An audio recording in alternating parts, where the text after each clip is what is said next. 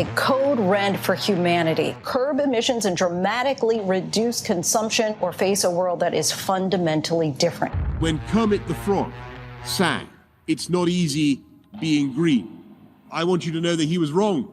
He was wrong. There is no planet B. There is no planet blah. Blah, blah, blah, blah, blah, blah. It is unequivocal that human activities are responsible for climate change. If unprecedented changes are not made and made soon, there will be irreversible damage to the planet. Zero carbon. East Talk. Hello and welcome to Zero Carbonista, Series 3, The Sky's the Limit. I'm Ian Collins. We are now well into this latest season, and we've only just begun tapping the gas pedal, or should that be the electric pedal, on a day where more unusual weather batters the UK. We stoically continue to bring you the biggest stories on the green agenda. The man standing with his monocle of incredulity is the green entrepreneur and environmentalist Dale Finch. Dale, morning. Well, that was a surprise, a monocle of incredulity. Yeah, that's how I see it now. Look at it. Walking around the place, looking, never stopping investigations. That's how it should be. Let's look at this first story. It comes under the title of "No Shit, Sherlock. Oil firms' climate claims are greenwashing, according to a study." Tell us something we didn't know. Exactly. And as somebody in the office here said to me when they saw that, it took a study. And more than just a study, the study was peer reviewed as well. And it does confirm what many of us already know. You know, these guys talk crap when it comes to green stuff, and, climate action. Yeah. Have been for a very long time. And we saw it most recently with the defense to the idea of a windfall tax. People like BP and Shell saying, "Oh, but we're investing like so much in renewable energy and it would slow down the transition, blah, blah, blah," When the reality is they're investing far more, so much more in fossil fuel exploration, even now, than they are in renewable energy. Yeah. As somebody says to me, it's like a convicted arsonist selling fire extinguishers and expecting to be taken seriously. How do you write the press release for that? Well, we're very serious about fires over here at the Acme Fire Extinguisher Company. But you're also a pyromaniac. Yeah, don't worry about that. Got the fire extinguishers now. Yeah, I think, they have an army of bullshit merchants, don't they, that write this stuff. That's actually the official name of the department, apparently. Yeah. And, they just write this stuff as if they live in a parallel reality, or we do, or something like that, or if we're gullible, And actually it does work, of course. It puts up a facade that a lot of people do buy. Yeah, true. And obviously a lot of people in the government buy that as well. Here's a question from Chris on Twitter. How much wind is too much wind for a wind turbine? Well, that's a good question. I reckon 50 to 60 miles an hour. And our wind turbines are starting to feather their blades and think about shutting themselves down to avoid storm damage. The peak wind, actually, the best wind we can have is about 20 to 25 miles an hour. Is that right? I'd have thought, as a layperson looking on, I'd have thought like 1,000 miles an hour would be brilliant. Think of all the lecky. There's this crazy thing called the cube law relationship. So when you double the speed of the wind, you get 8 times the energy in that wind or from that wind. Wow. And that's the reason why, people have to put down brollies in strong winds. Ships have to drop their sails and that kind of stuff because, incremental increases in wind speed cause really big increases in energy and potential damage. So 25 miles an hour is the sweet spot. Our windmills are maxing out at 25. We don't need more than that. Can't use more than that, actually. Gotcha. So you can have too much wind, which is interesting. Are climate activists just preaching to the converted? I don't know if you saw this piece. It appeared in The Independent. I think it was elsewhere as well. It is always a danger, isn't it? That you're very good at, I think, usurping that problem. We've talked about the work you've done with the Daily Express. When you come on with us on Talk Radio, there's a lot of skeptics out there. And there is a problem there, isn't there? It's no use just sticking stuff on the front of The Guardian because half of their readership are already on board. Yeah, that's right. Yeah, actually, we struggle to get The Guardian to carry any of our stories, which always amuses me. But what's that all about? I have no idea.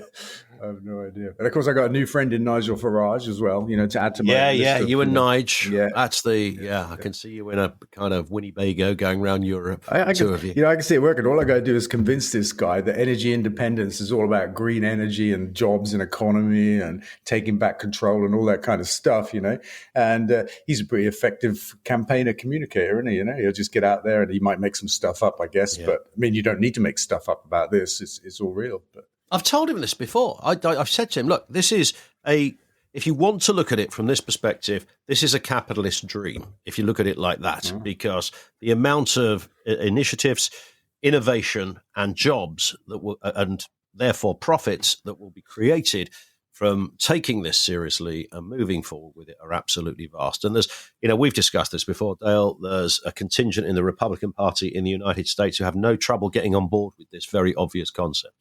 Yeah. And energy independence, is about being independent from these global markets over which we have no control. They dominate our economy, as we can see in the last 6 to 8 months through this energy crisis. This is all about speculation. There's no shortage of fossil fuels in the world. It's all about speculators making a killing and oil companies making a killing. And, the victims of all of this, ordinary people that struggle to pay their energy bills. We can be free of all of that with green energy that's, from our own country, detached from global fossil markets. It's a wonderful thing. Question from Katie on Facebook. Got any plans for COP27 yet, Dale? Are you going? Yeah, I wouldn't call them plans. I'm not much of a planner, but I have an idea. I'd like to go, and I'd quite like to get there overland in a solar-powered camper van. Nice. Where is it? Egypt. Of course. So at least there's a bit of solar power out there. That's a heck of a journey, though. Yeah, it is a heck of a journey. There's a boat involved, but that's it, isn't it? Yeah, there'll be some boats, definitely. I haven't kind of worked out or anything, but I'm working on the camper van. Just the thought of you going sphinx-bound, dressed as a pharaoh. I love the idea. Here he comes. Well, sort of entourage of the faithful following Dale. He approaches the pyramids for the next summit. We can make this happen. Yeah, I can see it now in your mind's eye, Ian. I can see it. Yeah, it's just I'm about the optics on these things. I just got it in my head that this could work, but we will watch with interest. I saw this story again. It also comes under the bracket of tell us something we didn't know. London Mayor says NHS needs to warn patients about the risk of air pollution. Lots of people, including yourself, been talking about this for absolutely decades even. Yeah, I mean, they do need to do that, but they also need to warn people about the risks of crap food. And quite often what you get in hospital is the crappiest food at a time in your life when actually you need the best food to help you recover. So there's a great big kind of anomaly there, I think, in terms of NHS catering.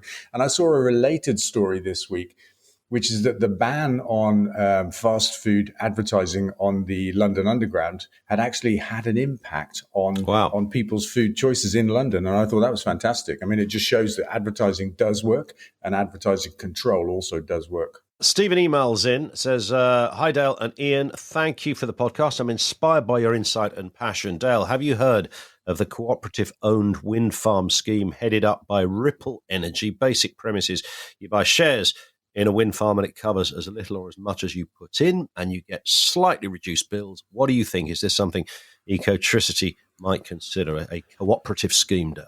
Yeah, I've seen it for a while now. The idea has been around and a few people have done it before. And, it's a nice idea.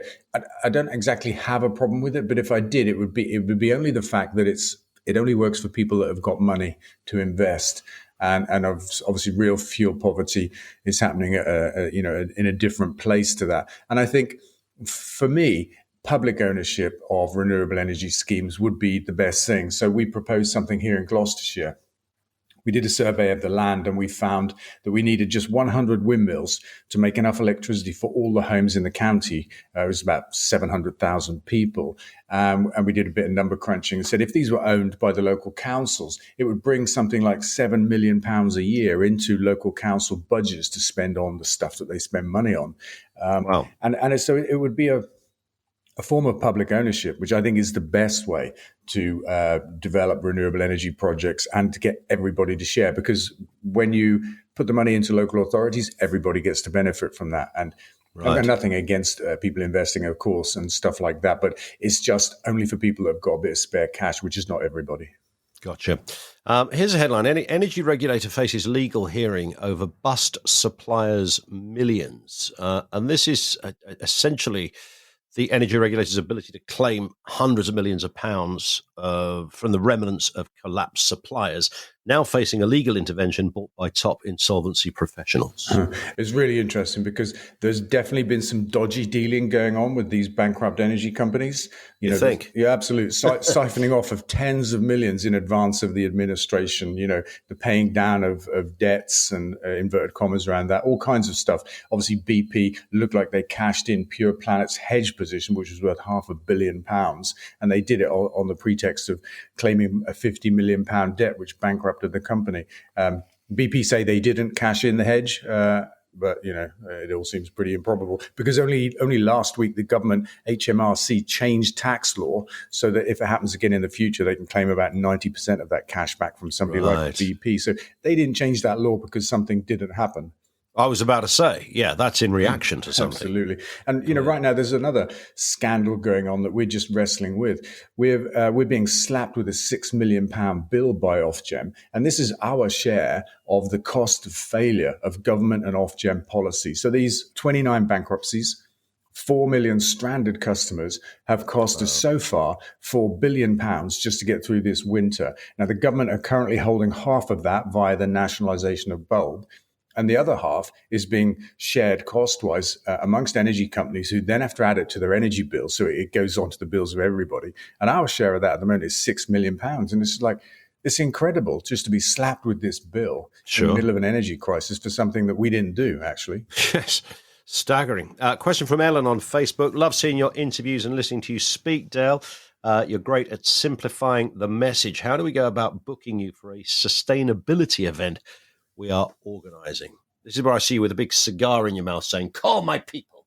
My people called Will. Yes, call Will. He'll sort it out. Send us a message. Send us something on Zero Carbonista. You know the address, don't you? Yep. Yeah. Zerocarbonista@ecotricity.co.uk. There you go. It's that easy. What about this headline? US mega drought worst in 1,200 years. The most incredible thing. And the picture that came with the story, some massive lake shrunk to the bottom and like 100 houseboats all clustered together in the puddle at the bottom of the lake. I mean, my God. I've read a few months ago, people predicting that the west of America is going to become uninhabitable due to this water problem. And you can see that happening. Worst drought in 1,200 years is not a little thing. I remember going to, I might have told you this, I went to an event.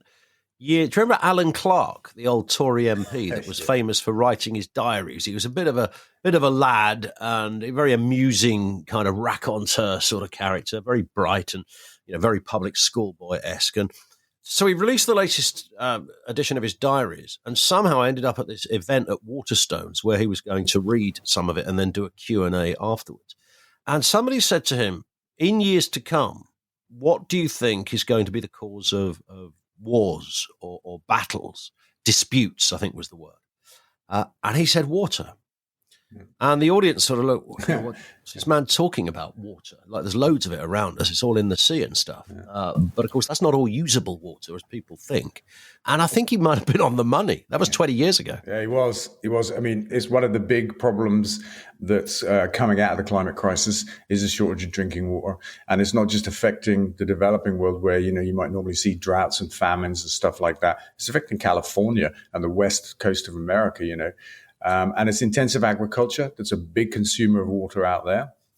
And, they need to rethink that. And also just the way that we waste water, in the West, we just pour stuff down the plug hole that's, pretty decent water, actually. We have a device in R&D, which is really interesting. It's a water kind of recycling machine, and it will take any kind of water like rainwater, drain water, grey water, which is dishwater, or black water, which is toilet water, and it will turn it into tap quality drinking water. Seriously? Absolutely, in 24 hours. And we've been working on it for about 5 years, and it started out the size of a room. We've got it down to 1 cubic meter.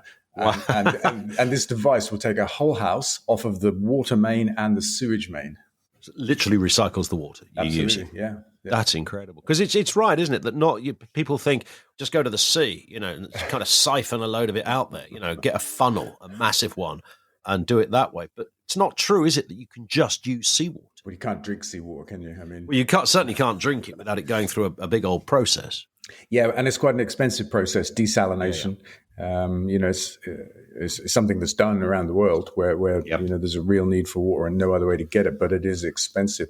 But wasting less is always the most economic way of doing anything. So like energy efficiency in our homes, plugging the leaks so that we waste less energy, less heat, for example. It's always much more efficient than trying to make energy. Of course. And so it's much more efficient to reuse your water and waste less than it is to try and make water from the sea, for example. Final question from Glenn on Twitter, who says, if Forest Green are promoted, are you having a party and are you buying?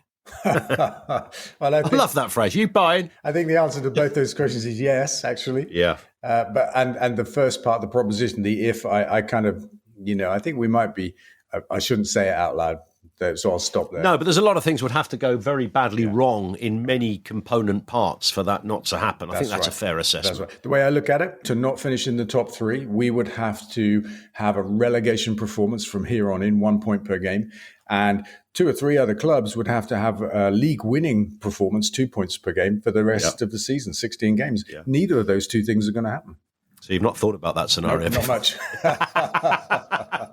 I love that. I love the working out of that. But you're absolutely right. I mean, I think we all do it, depending on which team you follow. You just think, well, if they lost the next 7 games and we won the next 7 games, all of these kind of permutations. But you're absolutely right. I mean, the laws of average sort of almost preclude that very scenario. What I heard the other day amused me. I don't know why they've done it, but bookies have been paying out anybody that had a bet at the start of the season that Forest Green would win the league.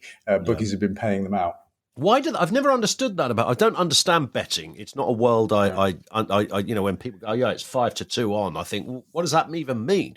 But when they talk about paying out early, what's the business reason for that? You imagine they have one, don't you? And if it was like an accumulator or something, or if the payout got worse for them the longer they waited, you could understand it. Can't understand it if it's the same payout and they're just paying early because who pays early? Well, why would you pay early? Just you hang on just in case, wouldn't you? You might think, if the laws of probability don't stack in the way that we imagine they would do. And they're in the business of chance, aren't they? Absolutely, that's true enough. Maybe they just like playing dangerously. That's probably what it is. Well, we're bookmakers. It's the kind of shit we do. So could be that. Dale, have a cracking week. We'll speak next week. Nice one. Thank you, Ian. See you later.